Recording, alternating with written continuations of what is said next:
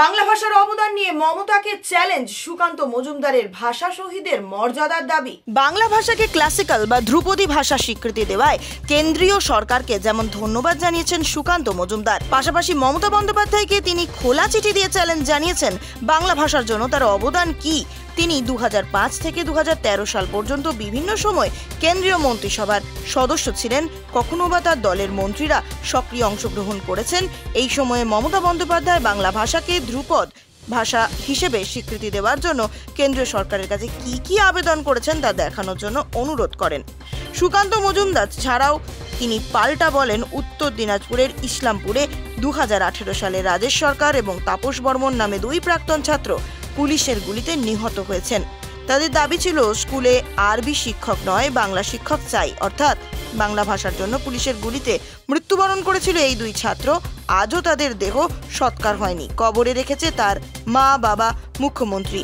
যদি বাংলার এবং বাংলার ভাষার প্রতি এতই দরদি হন, তাহলে এই দুই ছাত্রকে ভাষা শহীদের মর্যাদা দেওয়ার দাবি জানাচ্ছি। নমস্কার, আপনারা সকলে জানেন যে গতকাল মাননীয় প্রধানমন্ত্রী শ্রী নরেন্দ্র মোদীর নেতৃত্বে কেন্দ্রীয় মন্ত্রিসভা বাংলা ভাষাকে ক্লাসিক্যাল ভাষা অর্থাৎ বাংলা যাকে ধ্রুপদী ভাষা বলে সেই ধ্রুপদী ভাষা হিসেবে স্বীকৃতি দিয়েছে।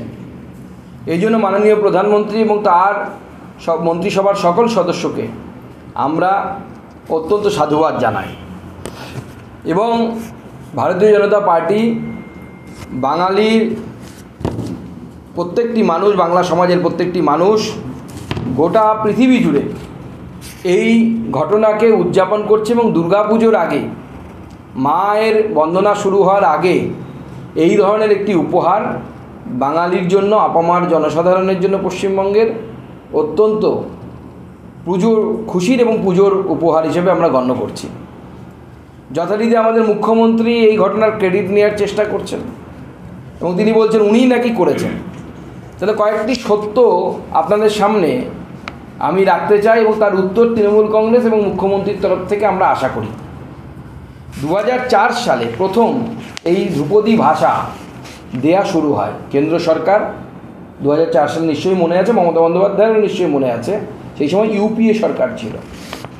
তো স্বাভাবিকভাবে সেই ইউপিএ সরকার, যার সদস্য 2004 থেকে 2014 মমতা বন্দ্যোপাধ্যায় নিজে ছিলেন এবং 11 সালে তিনি মুখ্যমন্ত্রী হয়ে চলে আসেন, সেই 2004 সালে তামিলকে প্রথম ক্লাসিক্যাল ভাষা হিসাবে কেন্দ্রীয় সরকার অর্থাৎ ইউপিএ সরকার, যে সরকারের সদস্য মমতা বন্দ্যোপাধ্যায় নিজে ছিলেন, তামিলকে ক্লাসিক্যাল ল্যাঙ্গুয়েজ বা ধ্রুপদী ভাষার মর্যাদা দেওয়া হয়। আমাদের প্রশ্ন, 4 সালে মাননীয় মুখ্যমন্ত্রী বাংলার জন্য সরকারের থেকে কি দাবি জানিয়েছিলেন? জানিয়ে থাকলে তার লেটার কোথায়? তার চিঠি কিছু দিয়েছিলেন মন্ত্রী হিসেবে, কেন্দ্রীয় মন্ত্রী হিসেবে? 2005 সালে সংস্কৃত, 2008 সালে তেলুগু এবং কন্নড় ভাষা কেন্দ্রীয় সরকারের দ্বারা নোটিফিকেশন বের করে তাকে ক্লাসিক্যাল ভাষার, এই ভাষাগুলোকে ক্লাসিক্যাল ভাষার মর্যাদা দেওয়া হয়। যে সময়গুলো বলছি ভালো করে লক্ষ্য করবেন, 2008 সালে, 2005 সালে সংস্কৃত, তখন কেন্দ্র সরকারের সদস্য, ইউপিএ সরকারের মন্ত্রী, তার নাম মমতা বন্দ্যোপাধ্যায়, রেলমন্ত্রী সম্ভবত তখন তিনি, আমি যদি খুব ভুল না করে থাকি।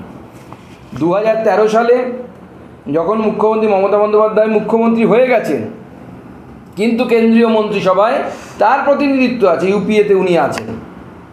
2013 সালে মালায়ালামকে শাস্ত্রীয় ভাষাকে হিসেবে অর্থাৎ ধ্রুপদী ভাষার তকমা দেওয়া হয় বা ক্লাসিক্যাল ল্যাঙ্গুয়েজের তকমা দেওয়া হয়। মমতা বন্দ্যোপাধ্যায় তখন কিন্তু 2 বছর মুখ্যমন্ত্রী হয়ে গেছে।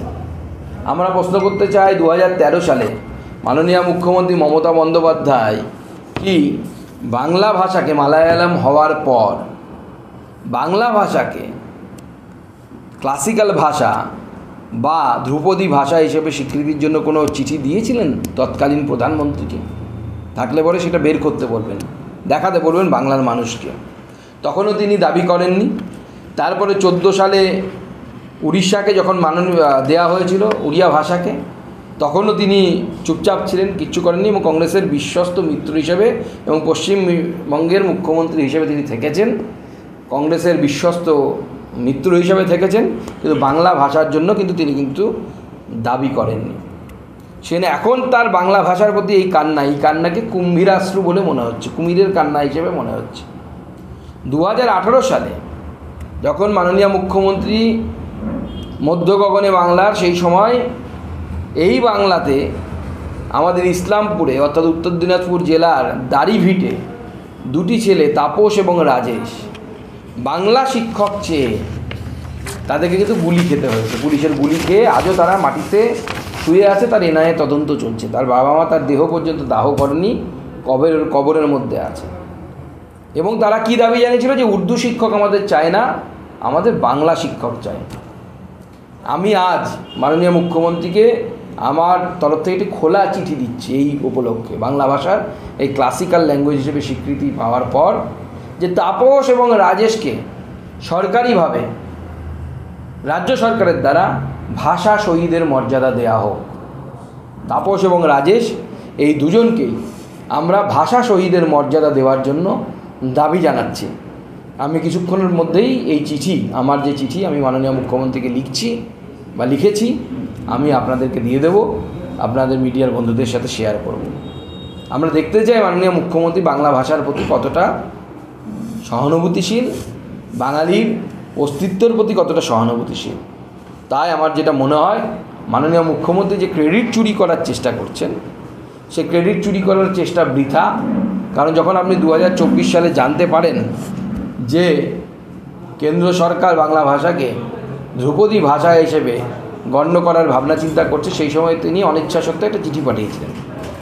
কিন্তু আমরা প্রশ্ন করছি যে 24 সালের চিঠি তো আপনি দেখাবেন, ভালো কথা, কিন্তু যখন আপনি নিজে সরকারের অংশ ছিলেন, ইউপিএ সময়, সেই সময়ের চিঠি, সেই সময়ের যে লেটার, বাংলা ভাষা নিয়ে তাকে ধ্রুপদী ভাষা করার জন্য যে চিঠি, সেই চিঠি আপনি দেখাবেন এবং বাংলা ভাষাকে ধ্রুপদী ভাষা হিসেবে গণ্য করার জন্য আপনি কেন্দ্র সরকার, তৎকালীন কেন্দ্র সরকার ইউপি সরকারের কাছে কতবার দাবি জানিয়েছিলেন, এটা বাঙালি এবং বাংলার মানুষ জানতে চায় বা দেখতে চায়। যে কোনো খবরের জন্য যোগাযোগ করুন 7099017330 এবং 7099017110 নম্বরে।